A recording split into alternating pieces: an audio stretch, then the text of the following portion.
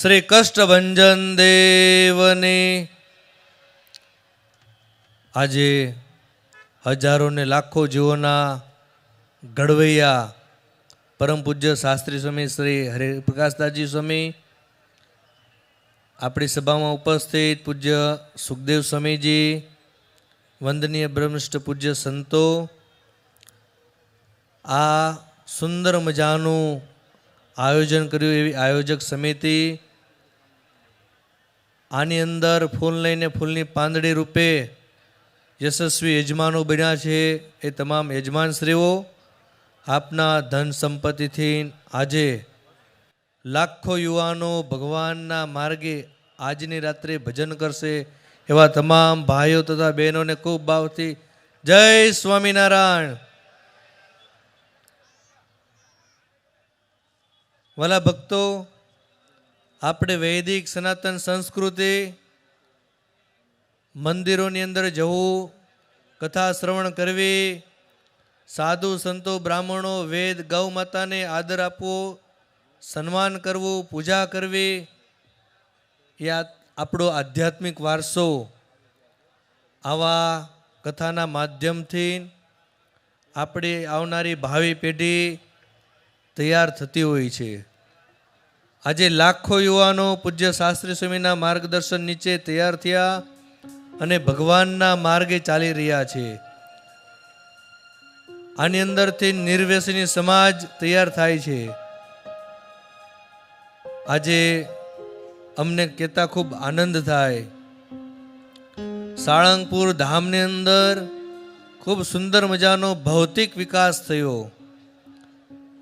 એ ભૌતિક વિકાસની સાથે સાથે પરમ પૂજ્ય શાસ્ત્રી સ્વામી શ્રી હરિપ્રકાશદાસજી સ્વામી એમના અથાગ પરિશ્રમથી દેશ દુનિયામાં હનુમાન ચાલીસાનું એવું ઘેલું લગાડ્યું આજના યુવાનને કે એમને મંદિર સુધી કેમ પહોંચવું એ આ કથાના માધ્યમથી એને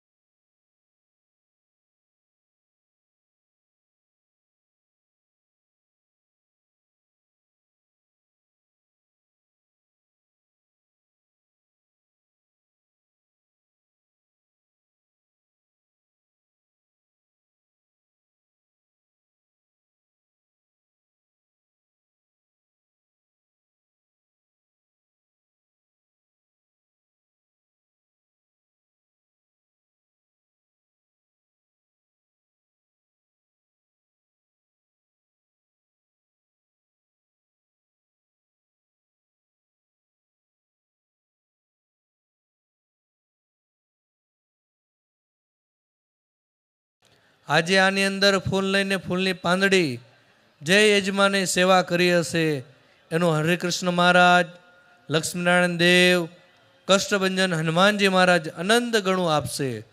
કારણ કે આ તમે સંપત્તિને વાવી છે. આનાથી હજારો યુવાનોના જીવન સુધરશે, હજારો યુવાનો નિર્વ્યસની બનશે. ત્યારે ભગવાનના ચરણોમાં પ્રાર્થના કરીએ કે ભગવાન અહીંયા આવનારા તમામ શ્રોતાજનોને એવી દિવ્ય ચેતનાને શક્તિ આપે અને તમને બધાને સાળંગપુરની અંદર પૂનમ, શનિવાર, વાર તહેવાર પ્રસંગે આવવાનું બળ આપે અને તમામ ઉત્સવોના સાક્ષી બનવાનું સદભાગ્ય આપે એવી ભગવાન શ્રી કષ્ટભંજન દાદાના ચરણોમાં પ્રાર્થના કરી મારી વાણીને વિરમું. જય સ્વામિનારાયણ.